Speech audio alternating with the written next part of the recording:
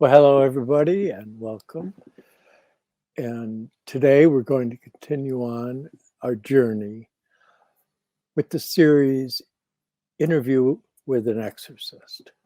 And I'm here with Dr. Douglas Gabriel in the greater metropolitan Detroit area. My name is John Barnwell.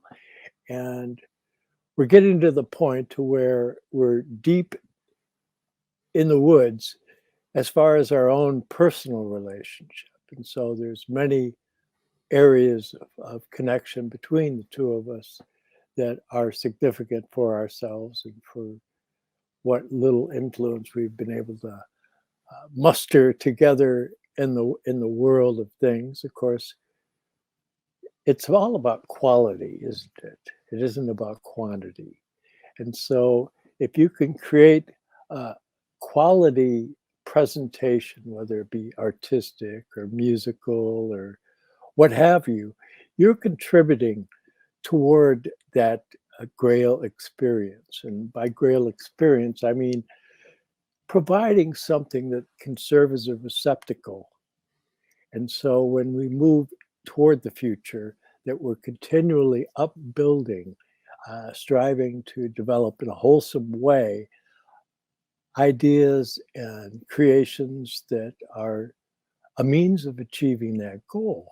And of course, two of the people that I associate with that know this the best, along with myself and a few others, is Dr. Douglas Gabriel and his amazing wife, Tyler Gabriel. How you doing, Douglas? I'm doing great, except that we started the pot last time talking about the Grail and about the Holy Blood and the San Grail, the Holy Blood, and whether Jesus had a child and all this. So now we're going to have to spend a whole podcast talking about the Grail. Now, this is the ultimate dream of every esotericist, is to be able to describe the Grail. And what the Grail is to you may not be what the Grail is to someone else.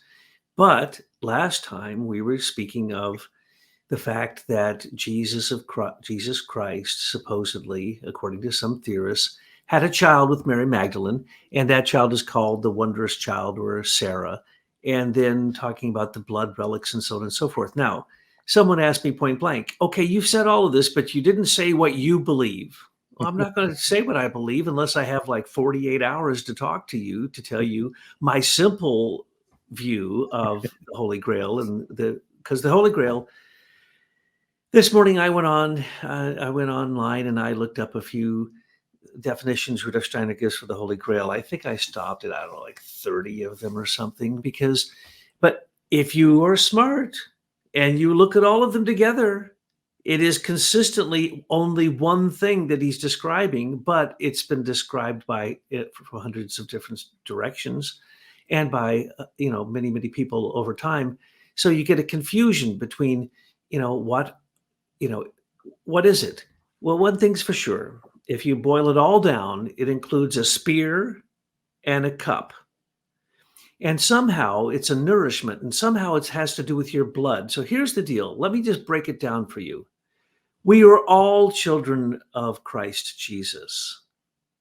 I don't care if there's a blood lineage of Christ Jesus. I don't care. Doesn't matter to me. She could walk in the room, wouldn't matter a lick to me, because I know that the devil would have gone after her and her whole lineage, if that were the case. So I'm not so concerned about that, because I know that the Holy Grail, according to Rudolf Steiner, is something that, it's the quest for the Grail, but it's, what are you looking for?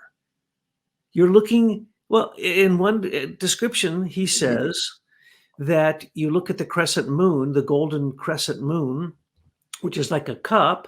And what is that? That's you, and your name's written on it because you're an initiate, or an aspirant at least. And then it fills up over time when the sun comes to make it more full. That's us. That's our path. That's the path to being Christened, the path to having your selfish ego replaced by a Christened ego. And that is, for an exorcist, easily seen, and it's actually the way that I would analyze anyone that I was analyzing by supersensible perception. Of course, if I was asked to do so, especially by the person who I'm doing this to, I would look at them And here's what I would see. To me, as Rudolf Steiner said, the human being is lying down in the head of the skull, that your body is Mont Salvat, it's the mountain, but your head is the dome of the temple of the Holy Grail. So there's the Grail Castle, there's the Grail Temple. And when I look in somebody's head, for instance, let's say I walk into a room where I'm with Father William, and he's asked me to come assess this person. First thing I do is I look in their heart, and I see if there's any of those pink drops I've told you about. If there's no pink drops, that's not good. If there were, then it would be easier. Then I look into their head, their grail. And in the grail, sitting in the middle of sitting in the midbrain is the coordinator between the forebrain and the hindbrain, is the corpus quadra Gemini. Rudolf Steiner talks about this. And on top of it sits your pineal gland. That's in the fourth ventricle. And below it is your cerebellum, and the choroid plexus stream out water. Rudolf Steiner says the cerebellum is the tree of life. So we don't have to go back to the Garden of Eden. It's all in our body. So here's the tree of life right there, the cerebellum. And out the base of the cerebellum through the choroid plexus comes two of the rivers of life, or a river of life. And there's a river of life in the third ventricle, and in the first and second. So all four ventricles have a choroid plexus, which those are the four rivers streaming out of New Jerusalem. So your skull is not only the New Jerusalem, it's also the Grail Castle. But he says that this human being is lying down, and this is the part that cracks me up. Yeah, there it is, right there. Now you see those things that look like a C? We're looking at one of the ventricles, the left, and on the other side is one just like it, the right ventricle. Plus, this is a great picture. You must have taken this from our book, my dear producer, beautiful wife, Tyla, because it also shows you one of the most magical things in the whole brain, which it took me years to find, and it's called the striata, the body striata. And right there is, if you see those four bumps, those are called the four hills, and on top of the bump, there's a little thing sitting on top of those four little things. That's the pineal gland and the corpus quadra Gemini. They're also called the four hills. But the thing that she was just pointing at, the striata, is an amazing thing. It, very much like the pineal gland and the corpus quadra Gemini, controls all the bioelectric communications between the forebrain and the hindbrain. Now there's the cerebellum. You see the thing at the bottom that it has all those things like a leaf. There's two of those, okay? And that is the thing that controls your entire willpower. Well, the whole natural animal kingdom perfected the willpower of the human being and put it into that organ. That's the most developed organ we have in our body. And then the parts, the midbrain and the neocortex, that gets complicated. But in the midbrain, it sits the corpus quadra Gemini as the Grail Castle, and on top sits the pineal gland. And this, I'm going to stop after this so you can say something, John, but Rudolf Steiner, I went back and looked this up. He says, yes, the normal person sits there and and they're asleep. That's the pineal gland until the cerebral spinal fluid aqueduct comes and flows through it, which only happens when your breath and your heartbeat are aligned and coherent. It stands up. And then isn't that beautiful? That's a beautiful picture of it. That picture we adapted because a certain spiritual bird, the Garuda Bird, is depicted in the midbrain. That is the Garuda Bird. And what is that? If you look at a Garuda Bird, it has exactly the same features here. Now, the thing that looks like the two C's, those are the first and second lateral ventricles of the brain. And you can see a little where they go down to that funny little thing that looks like the head of a bird with an eye. That's the third ventricle. And there's a little tiny thing there, a little aqueduct there that goes from the first and second ventricle to the third. And then if you follow that down, you go to the fourth ventricle, and that's where you'll find the corpus quadra Gemini and the pineal gland.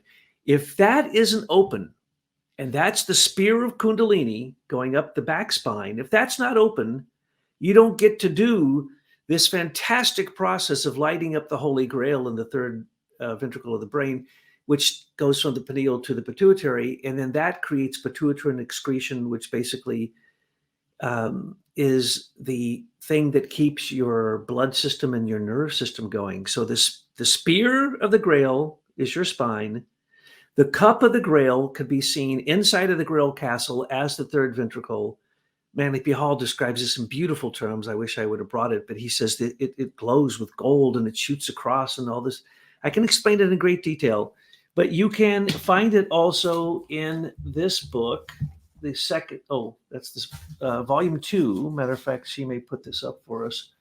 Volume 2 of the Gospel of Sophia will describe this to you, okay? Because all religious traditions are an explanation for what Rudolf Steiner calls the earthly and cosmic nutrition stream, or the etherization of the blood. So the Holy Grail is supposed to hold the blood of Christ. Well, your heart holds the etherized blood of Christ. And your heart, now that is, I can't believe you could find a picture like that. What that is it's showing that the heart can be, in between the heart and lung, it can be what's called a magnetohydrodynamic generator. And I can explain it in great detail. And it's funny that science hasn't, much of science hasn't figured this out. But then again, they just realized there were 4 vortices in the heart. They thought the heart had 2 beats. It's got 4. And now they know this, and they could do amazing stuff with working with that. But the point is that until you breathe right, and until your heart and breath and your head and your heart are aligned and coherent, the pineal gland doesn't stand up, and it cannot shoot piezoelectric charges from the 4th ventricle up through the 3rd to the pituitary. And this is the cycle that opens up what we'll get to in a minute, and I referred to last time as the front spinal column. This is the front spinal column. This is your pineal. This is this brow chakra. This is the throat chakra. This is the heart chakra. In most Asian countries, they don't even know what this is. I referred to this last time. This is called a Rui stone or a Sintamani stone. A stone coming from your heart. Imagine, hail thou jewel in the heart of the lotus. Does that ring a bell? So what we're talking about here is the Grail, which is seen as a stone, but it's also seen as a tree. It's also seen as your chakras. It's also seen as so many things that John, there's a Rui stone. I don't know where she's getting all these wonderful pictures. Thank you, Tyler and your team, for putting these up. You walk in a house and you ask the people what that is. They have no idea what it is. They used to say, this is what they all say. Go read it in a book. You'll say, this is what the Tibetan monks used to scratch their back. It's a back scratcher. And there's 1,000 forms of this. 10,000 forms of this. Okay, so the Tibetan monk is meditating and he takes this and he starts scratching his back. Now that makes perfectly good sense, right? And that's the reason that it's so sacred and it sits in everybody's home and it's a holy grail. This is literally the holy grail of the East.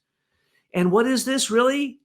This is to stimulate their chakras. Your energy come into your chakras through your spinal cord, through the back. So they would take this and they'd say, wake up, heart chakra. They weren't scratching their back. They were stimulating the different chakras so that they could do their meditation more effectively, so they could complete that cycle I just mentioned, so that they could start to go down the front. This is called, by Rudolf Steiner and Blavatsky, the frontal spinal column. So once the Kundalini goes up and comes down and the serpent opens its hood, which also can be the worst thing ever happened to you in your whole life, by the way. And it can make you psychotic for the rest of your life. Don't try to raise your, I cannot tell you what percentage, but it's well over 50 of people that I know that I had to work with that were considered stark raving lunatics, who always started, the first thing they said to me is, I had a Kundalini explosion that opened my mind and now I'm God, or whatever. And they're crazy. They're completely lunatics, right? Because they didn't have the morality to turn it around and bring it back to the heart, and then only go from the heart to the head, which John is constantly talking about. But it starts in the head as a spear that goes down and punctures the heart, gets it to bleed, and that opens what's called the etherization of the blood. But this little doodad is literally considered the holy grail of the East, and yet you can't find 10 people who can explain what it is. As soon as you walk in and say, hey, I like your Sintamani tree, they'll go, what's that? Or you say, anything that it really is, the jewel in the heart of the lotus. No, they don't know that's what it is. It's a back scratcher. Okay, and with that, it changed the context of everything that I was planning on saying, which is okay. No, we're not selling back scratchers. Okay, just so you know. Well, that was a masterful presentation by any measure of things that would literally take you years if you could find it. And we're thankful to Dr. Gabriel to doing the heavy lifting for us so that we can put all this together. And why am I saying this? Well, it's because the future within the terms of the esoteric Christian stream, that inner merging of the inner and outer mysteries, that complementarity, it's all pointing towards that you have this kind of coherence is really a great word that has come into this conversation, because when you establish this coherence in your energy basis, shall we say, that what this does, it allows for certain things that can happen that wouldn't have happened had you not established the coherence to be able to be a channel. And by that, I don't mean channeling your, although it could be utilized in that way, but the idea that you've opened yourself, that you're beginning to unfold the chakras, the petals, and these give you something that can provide you with a means for access to the spiritual world. And one of the ways in which Rudolf Steiner explains it is very interesting. I mentioned it before, but it's such a good concept to work with, that you have a fish and he has gills and he's swimming in the water. And if the fish goes up in the air, he doesn't have an organ to be able to interact with the air and be able to receive what something would receive with lungs. And so you could typify your materialistic thinker as this fish. They've got gills and they're really developed in a particular realm. But if they try to go up into this higher world, they don't have any organs to be able to come into a proper relationship, to be able to interact with it. And so that gives us kind of an analogy to work with that's very, very helpful, because really what we're talking about here, you see Douglas slipping back and forth between mythopoetic imagery and scientific terminology, and you have to be kind of nimble in your thinking to be able to follow a lot of the threads in this type of conversation. And so what we've tried to do over a great many years, since the late 70s or thereabouts, is to try and find ways of providing cognitive mapping, so to speak, or a means whereby one can sort through the just sheer volume of information that's been provided by Rudolf Steiner and others. And so what we have is, some 600, 6,289 or some outrageous number like that of lectures. And then you have the massive amount of books and articles and all of that. And so it's not easy to sort through all of this. And Douglas and I and our associates have strived to understand things through what's called the art of memory. And that's the idea of a memory theater, that if you can organize your thinking so that you can analogically, categorically develop a relationship with these subjects, then you can see correspondences between different linguistic structures or languages or semiotic systems, what have you. And so in looking at Grail literature, essentially what that is a roadmap, but it's in picture language. And picture language is the language of scripture. So all your scriptures and all your world religions are written in picture language, which provides for a multi-level interpretation simultaneously. And so that's where the riddle comes in. And essentially the Grail is a quest. And a quest is like a question. It has to do with something that's in movement. And so you're continually trying to build your arsenal of Grail imagery. And Rudolf Steiner even makes the point of that for people that don't have the inclination to study spiritual science, if they would just study the ancient myths and legends and fairy tales and lore, that would provide them with content, so that he said that in future incarnations, they would be able to approach such difficult subjects as spiritual science. Exactly. And the Holy Grail has been turned into a fairy tale.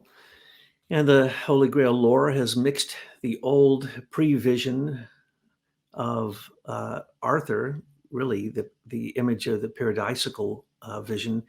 And then we have to move towards the true vision of the Grail, which is, of course, the vision of the future.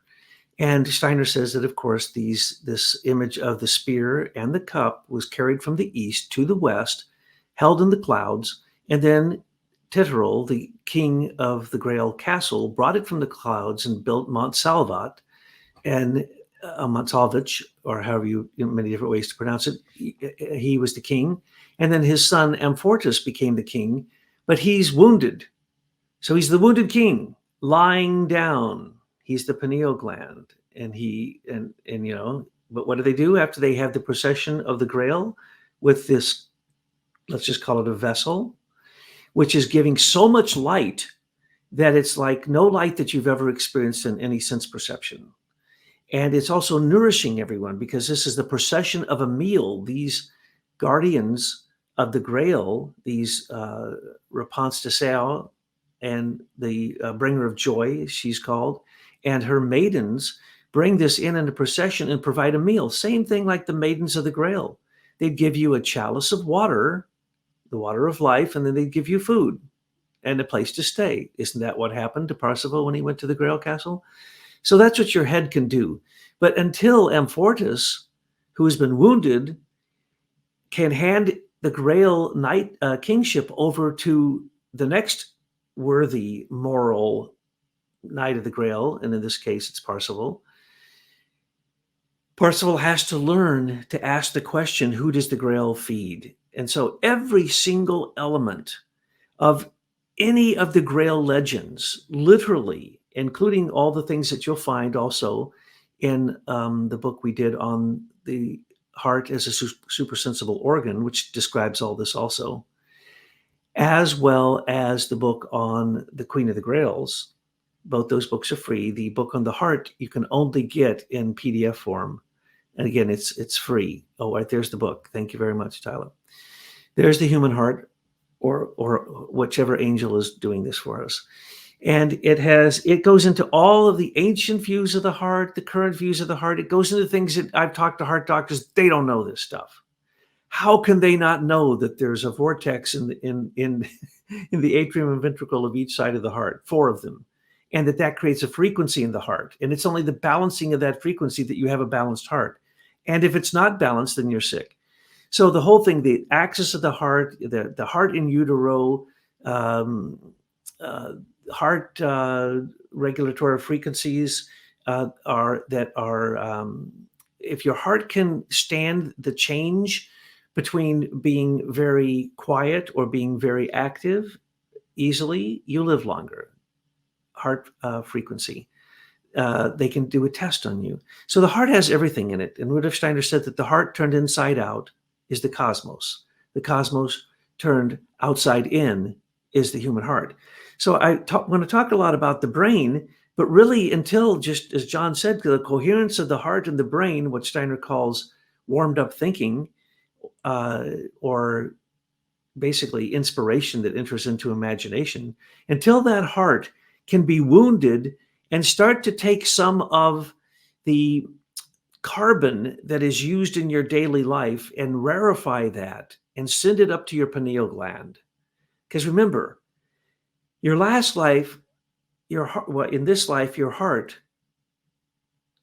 in this life, your pineal gland is what your heart was in your last life. So whatever your heart did in your last life, that's what your pineal gland has. So when I look at somebody who they say is possessed, and I'm trying to determine if they are, I look to see if the little person is standing up. If they're not, then I look into their lower chakras. And unfortunately, sometimes when it's lying down, that's because that person isn't having any true thoughts, and they're certainly not having any imaginations. They are possessed or obsessed by lower forces below the heart. Now, this is the big deal. When anything below the heart was supposed to have been developed in a past incarnation.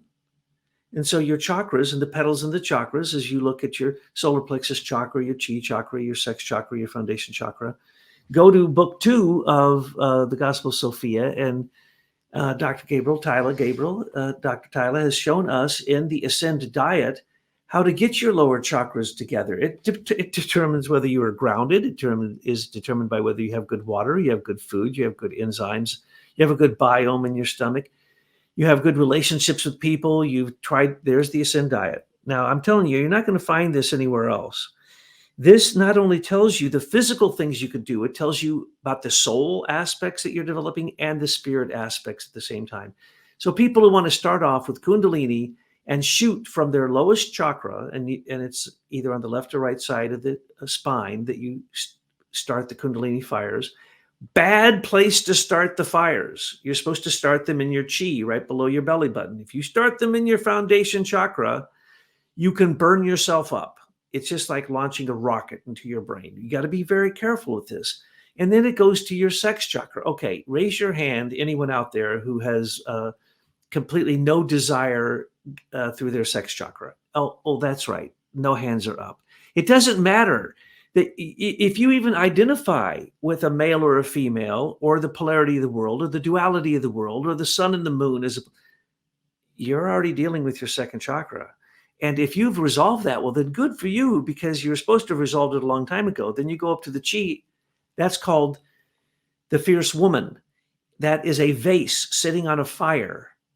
And this whole process I'm talking about is described in infinite detail in Tibetan Buddhism, in Sutrayana, Mantrayana, Vajrayana, Tantrayana.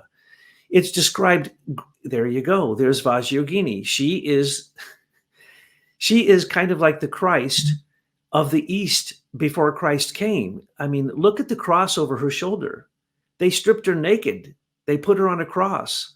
She's drinking her own blood and sacrificing her own body. She is breaking the neck of pride, standing on love and compassion. The whole thing. I could give you 1,000 descriptions of her. It's the same description of Christ, the etheric Christ, in flames. The whole thing. And she's the being of wisdom, and she is the consort of all. Every single initiate has one consort.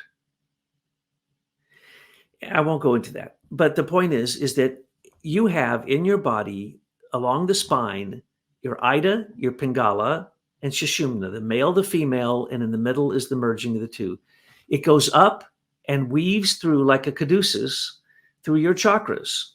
It goes up, and when they come in coherence, you can balance those lower chakras. But until they do come into coherence, you are really not going to be able to control your frontal spinal column, your Centamani tree, your what's called the wish-fulfilling stone. As a matter of fact, the word Rui means fulfill the wish as a wanderer. Is that not a description of a holy Grail knight? That's an exact description, and that's what we describe as the Christian way. The Christian way is the quest of the Holy Grail, and when you find it, what do you get? The truth. And when you drink from the Grail, or even you stand near the Grail, what do you get? Life. So the way, the truth, the life, that is the Holy Grail quest. And Rudolf Steiner describes it in 1,000 ways, and I don't think there's any end to this, and that's the reason that John couldn't put this down in any less than 660 some pages in his book. and I had to write 25 ebooks and 10 other books just to begin to describe it. So John, when you work, because you're right, this is about, if we are truly Grail Knights, which basically is equivalent to a Templar Knight, because the Templars protected the Grail, the spear and the chalice, supposedly, but it's not really a spear and a chalice. It's your nerve system and your blood system. So as we worked on all this over our lives, basically we came to saying, I needed to write a book on the goddess, which is Sophia, or the wisdom of Christ, Sophia Christos. And that's what the Gospel of Sophia is. That was created for a church. John and I decided, someone had said they were going to give us a whole bunch of money, if you remember who I'm talking about. We even went out and looked at this beautiful church on a lake, and we thought we were going to get this, we were going to do this thing. So we started writing. I wrote a psalm book for the first church of Sophia Christos. And that's my first book, Goddess Meditations. And then John wrote the Arcana of the Grail Angel, this book right here, right? Which is a very thick book. And just the charts in the back are more than Dionysius the Areopagite gave at the time when they called that the Holy Grail for Charlemagne. This book got it all in it, but it will take you a while to understand it. Yes, I did write the foreword to it, but I've told my beautiful wife, I'm not going to read it aloud today, the whole foreword. But what it says in the beginning is, you're not going to find another book like this. And basically, that's what we're trying to do with our work. Rudolf Steiner said you could call spiritual science, his anthroposophy, science of the Grail, or initiation science, or the quest for the Grail is initiation. It's just amazing the different ways he describes this, and you think, uh-oh, he's making a mistake. He said it was a jasper bowl. He said that it was basically your heart. He said that it was the cube. He said it was the lapis lazuli. He said it was the stone that fell from the crown of Lucifer. He said it was carbon in the future as our bodies become diamond-like. He said, oh my goodness, I won't even read all of them. I just said a few of them, but there's John's page. And tell them about your page and your book, John, while we got that up. Okay, well, here's my channel on YouTube, and you can see my name there, but there's other individuals that have my name. So you could always do your YouTube /John Barnwell 888, and that will get you there because they gave me that handle. And that John Barnwell 888 will also work on Twitter, and there you can get the Crown Gate thread that I did based upon the work in American Intelligence Media and Americans for Innovation, and the work over the years with Douglas and Tyler and Michael McKibben and all these wonderful people. But we're dealing with the esoteric right now, and most of the content, almost all the content on my webpage is dealing with conversations on these types of subjects that we discuss here. And I have a specific series of videos in there speaking about my books. And I also have a second book. Douglas mentioned the Arcana of the Grail Angel. I have Arcana of Light on the Path. Now, the Arcana of the Grail Angel is currently out of print. We're working to get it together, but it takes time. But I still have copies of the Arcana of Light on the Path. And in there is a complete series of diagrams from the back of the Arcana of the Grail Angel, plus a whole bunch more beyond that. So these are memory theaters that give you a way of being able to think about some of these very complex and discrete subjects, and also to come into a relationship with the mystery of time, because that time element in the Grail story is so important. After all, Rudolf Steiner said that the word Grail means gradually. And when you say something is gradual, it's something that's occurring over a period of time. And it's so important when you study the work of Rudolf Steiner that you keep in mind that while he may say one thing about a subject when he's speaking of a particular century or span of time, and that he might say something that's at variance with that when he's referring to a different group of people at a different period of time. And so anthroposophy is the most difficult subject that you can study, period. I challenge anybody to show me one more complex. So consequently, it's a very humbling experience, to say the least, and we're all fools on this journey. But the more you can fortify yourself with the wholesome imagery of the Grail mystery, you're going to be helping build that arc into the future, that you're building that Sitamani vehicle. But in looking at it, something that I found to be very helpful is a book that they've currently have in print as The True Knowledge of the Christ, and there's 2 lecture cycles put together. It has Theosophy and Rosicrucianism, that used to be the Theosophy of the Rosicrucians, and then there's the Basil Gospel of John lectures from 1907. And what I would do first is I would go to lecture 4 out of the Gospel of John, and you're going to gain just incredible, because see, early on, Rudolf Steiner tended to give more, because he was speaking to people that were experienced theosophists and all that. It wasn't such a public group, so that he was able to go deeper in fewer words. And so you have some of the most concentrated content in a lot of his early lecture cycles, like Foundations of Esotericism, and things of that nature. So in getting into understanding the whole idea of how Earth evolution came about, he talks about how the oldest vehicle that we have is the physical body. And then next oldest is the etheric life body that we share with the plant kingdom. And then there's the younger member is the astral body that we share with the animal kingdom and beings that can have mobility. And then the youngest member of all is the human ego. But he talks about how you could refer to the old moon evolution, which is the planetary condition that just preceded Earth evolution. He said you could call that the cosmos of wisdom. And speaking in those terms, you would call Earth the cosmos of love. So obviously, if you look around you, you see that we're not done yet, because how many loving acts did you see today? And so that's the challenge, is to be able to maintain our freedom and accomplish the deed of the cosmos of love. Absolutely. And one thing I want to underscore, and that's that the Grail isn't a thing, but it works through things. And the Grail is a process, as John just pointed out. And so, as I was pulling these out today, what does the Grail do? How do we recognize the Holy Grail? So I'm going to describe these processes, and then you tell me where you think you're going to find the Holy Grail. First off, it gives light that nourishes, but an invisible type of light, not normal light. It is, in fact, the process of development of your higher ego. And Rudolf Steiner calls it the higher ego. The Holy Grail is the higher ego, and it is spirit.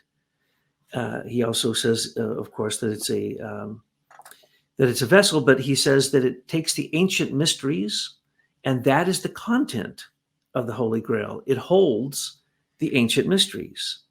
He also says that from it, new wisdom flows out of it. New wisdom, new wisdom created by human effort, probably with Michael and the Archai Michael and the Kyrioteites. He says that if you look in nature and you see the budding life of nature that is connected to the mystery of Golgotha, that is the Holy Grail. And it's, of course, a process, right? Now, that alone, we could go into a whole talk on just that. What are the secrets of the mysteries of Golgotha? Well, that's the secrets of life, the secrets of the human ego developing into a Christ and the ego. He says that the spear and the chalice, or the Holy Grail, are held in the etheric by angels in the clouds. Where do we find Christ now? In the clouds, in the etheric realm. He says that, of course, it is the stone that fell from Lucifer's crown. Most would say that's an emerald. But Steiner would point out in a variety of places that that is carbon. The fact that the human being can come into existence is because of carbon. And when carbon is purified over time and space, it becomes, in fact, translucent. You can see through it. It becomes clear. And that's the clear diamond that we're all supposed to turn into. He also, of course, says that it is the Last Supper cup.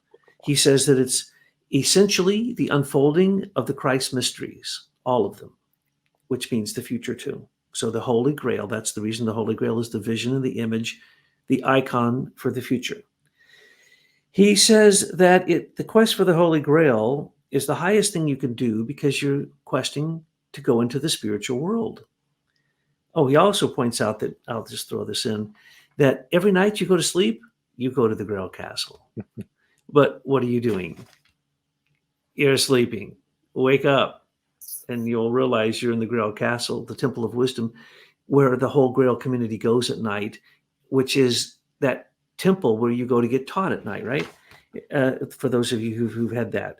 He says that, this is the one I really like. He says that the Grail path is cleansing of sinful blood. Yes, John. Keep in mind, when you pursue this type of subject, you should expect that things will actually happen. Okay, this is not entertainment. This is not, like you watch a movie on TV and you go to sleep and it all goes away. This is something that's an activation, and I think it's important to keep that in mind because within the human physical nature, what we have is we have something that's full of wisdom. Since it's the oldest vehicle, you can look at, Rudolf Steiner talks about the structure of the thigh bone and the intricacy of all the supporting within the structure of the thigh bone. He says modern science couldn't do that. And so you have this tremendous wisdom that we're born out of, but it's up to mankind in developing their personal relationship to all of this that love unfolds, and that it has to be able to be a love which at first was nurtured within families and tribes, and as like that, he talks about how the Jehovah impulse was providing love, but it was love within the context of the family and of the people, and that Christ has taken this and unfolded it so that it's a universal capacity, and that it includes all mankind. And so it's a quantum leap, so to speak, when the ego that was formerly in experience, like Moses, he sees the burning bush, and you have all these phenomena that are occurring in nature. They're outside of him.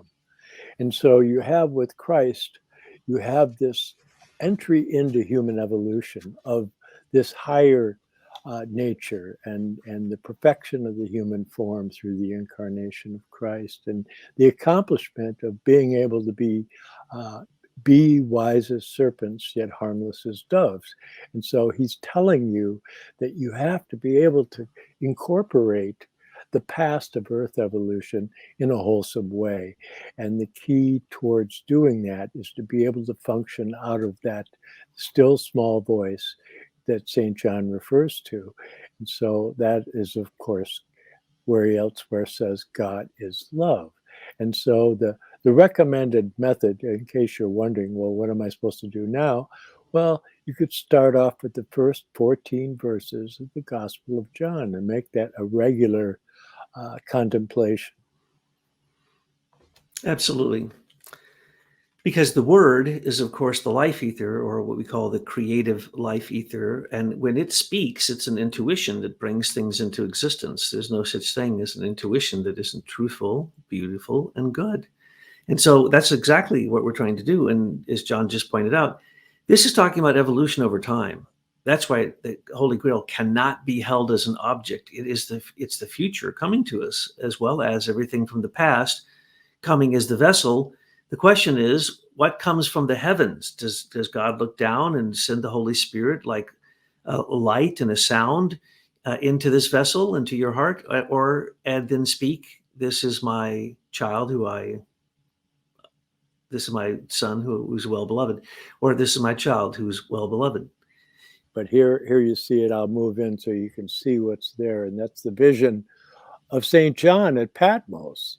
And he's looking and he's seeing this super sensible community that represents the all the elders. You see them around there, and it's that New Jerusalem, and that's that future Grail community that's being developed as we speak. New Jerusalem is the Grail Castle. The Grail Castle with the Tree of Life, that's the cerebellum and the 4 rivers, the choroid plexus. And you can see this also in what he said here, that essentially that the Grail path, and I just love this, cleansing of sinful blood from lower desires. Okay, that's a process. That's a process over many lives. So when you're talking about the Grail path, if somebody tells you, I found the Grail, you go, oh, really? That's very nice. I doubt that you really found the Grail, but you probably found something very sacred. And if it's sacred to you, then it's good for your practice. Then it says that the Holy Grail, Rudolf Steiner says the Holy Grail gives heavenly food, the earthly and cosmic nutrition stream. We feed the angels feed us in a reciprocal symbiotic fashion. And that is the etherization of the blood, or the earthly and cosmic nutrition stream, or using both the back spinal column and the front spinal column. He also says that the Holy Grail is higher wisdom knowledge. Well, then that would be Sophia. That would be the Kyrioteites. So it's not only wisdom and love, as John just pointed out, that come inexhaustibly out of this vessel. So think of it. What can love and wisdom come out of unendingly? Think of that. You got to give me an answer here in a minute, because I'm doing all of this to say, tell me one thing that all of these descriptions are talking about. Then it says it makes you alive after death. And he literally uses the strange phrase that it makes you the living dead. In other words, spiritually alive after death. But living dead sounds really funny. But that's literally quite exactly what it is, because most materialists die and they're not alive. They go into a dark, cold place that they're very alone. But if you are a Grail, following the Grail, and you're a Grail Knight or a Grail Guardian or the Grail King or Queen, and remember the Queen, they're very important in all of this, then you become alive after death. And then he says also that the Holy Grail, is where the eternal, immortal ego resides.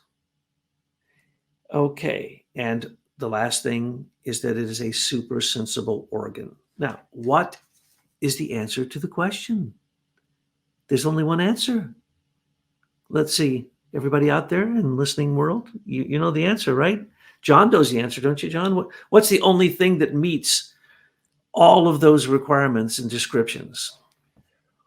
Well, elsewhere, Rudolf Steiner makes the point of that the Grail Brotherhood were the custodians of the spiritual economy, and that the perfected vehicles of the great initiates, and of course the perfected vehicles that were manifested through the Logos incarnating in Jesus at the baptism, that these are held in the spiritual world and can be used in a number of ways, where you could have an individual who actually incarnates a vehicle or a replica of a vehicle, and there can be thousands of these made, or they can come into interaction with a vehicle, or they can just raise themselves in their consciousness to the realm in which these things exist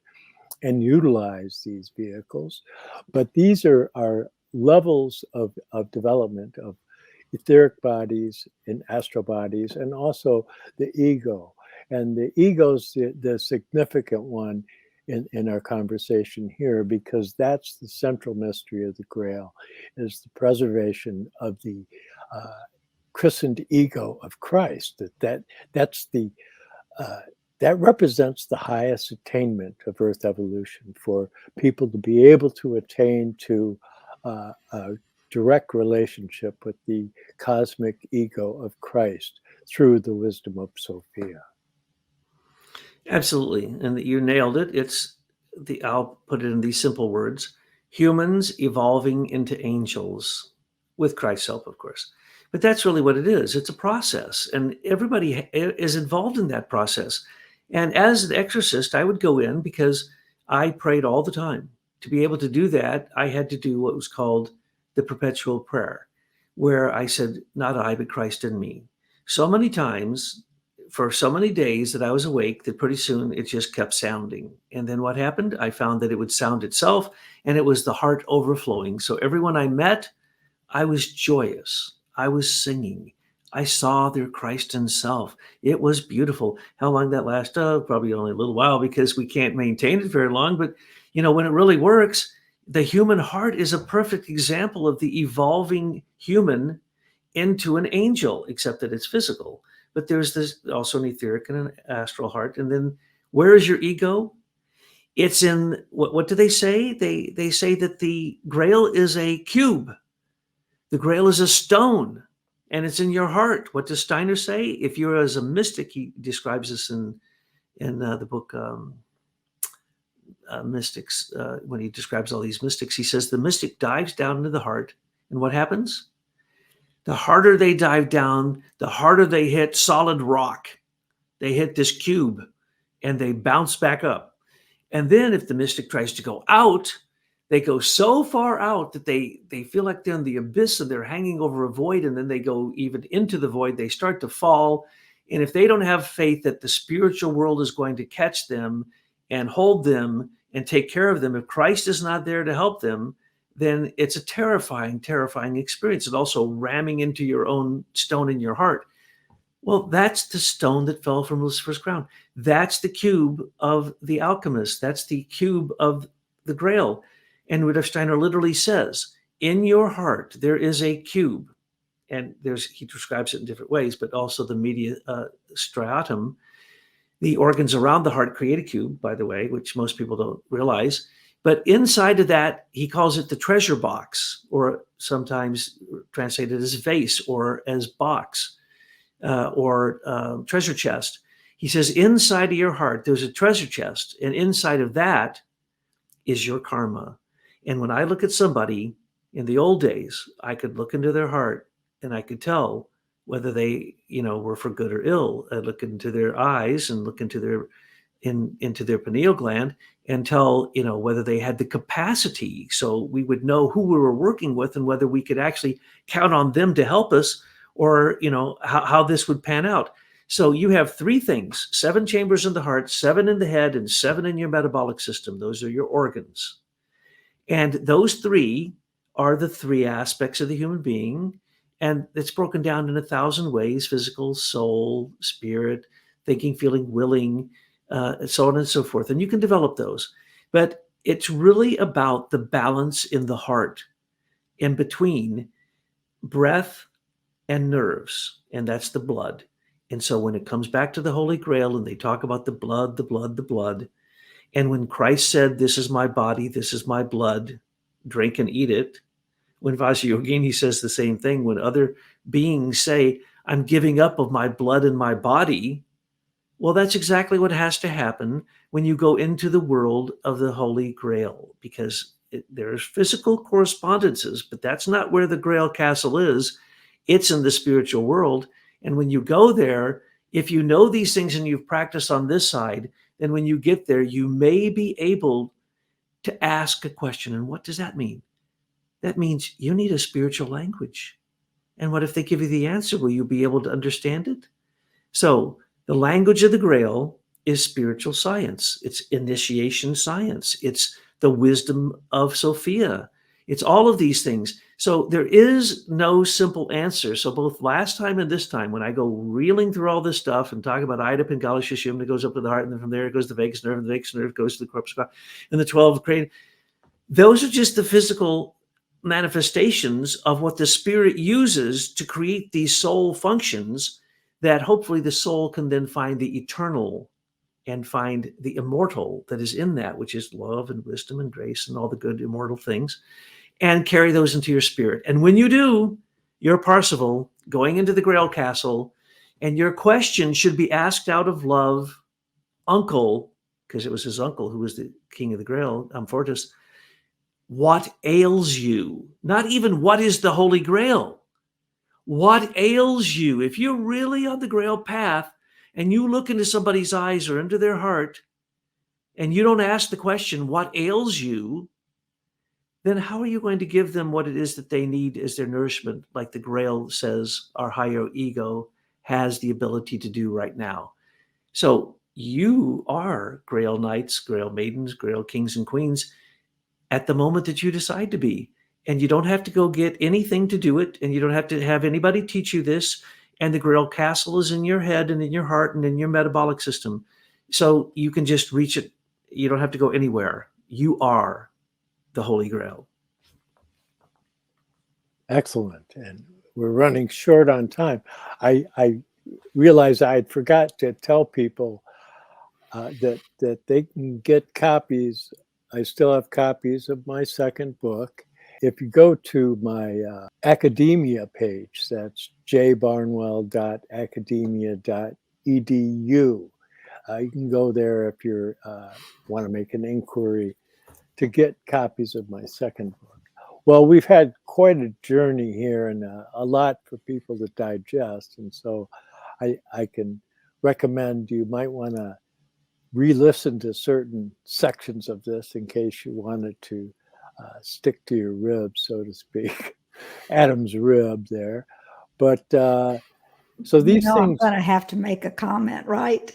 You have to make it. You can't stay out of this. Listen, I'm out washing dishes, listening to you guys. You're great. You really are. It's like going back to graduate school. And on Tuesdays and Fridays, we have this amazing class with you two, Gabriel and Barnwell, to learn the mysteries of the heart and how to ascend. But I wanted to just be very practical here, why we did the Ascend diet. You see, a lot of people haven't prepared themselves physically. And the globalists, as we know, want to do everything they can to poison our bloodstream and our bodies with their crapola. And so what we do in the Ascend diet is just walk you chapter through chapter on the things you need to do to clear yourself. And that's really important. And of course, as you go along the chapters, you're also being introduced to the spiritual principles that will also help you in the process of ascension. You see, the process of ascension is not some new agey kind of concept. It's a very real thing. What do you think? Human beings are going to stay like this for all time? No, we are going to ascend. We ascend to Christ. But we have to do our part. We have to do our work. And listening to these lectures by these two brilliant men is a part of the nutrition that you need for your soul in order to move on to spirit self. Thank you so much. Well, that was wonderful. And all you did was trigger another thought, and that's Rudolf Steiner talks about the Age of Gabriel, and that was the age of all the blood ties and development of the noble houses and all these rulerships based on the blood lineage. And so you have that whole development happening, and that's consolidating world culture as we know it. But yet alongside that he said the Archangel Gabriel was reconfiguring the convolutions of the brain. He says, it's subtle, but if were you to do an autopsy on somebody from the Middle Ages and compare it to the brain of a modern person, you would be able to see the physical difference in the structure. And he said that what that was in preparation to be like a grail, so to speak, but prepared to receive all the Michaelic activity that would arise from humanity in the following period of Michael that began in November of 1879. And he said, but if people didn't rise to that what would happen is that organ would atrophy. And even though all mankind shares in having this new development in the convolutions of the brain, if it was not utilized for supersensible activity, that it would atrophy. And I want to thank everybody for showing up today. And I'm so glad that Tyler came in to put in her clarity of thought. And Dr. Gabriel, of course, he's given us more than enough to think about. Y'all are great. Oh, by the way, it's no mistake that we're the Gabriels and our chief dragon slayer is Michael. Now, I am not saying that we are those archangels, but we resonate to that frequency. Basically, we dig that sound. What would I know? I'm merely John.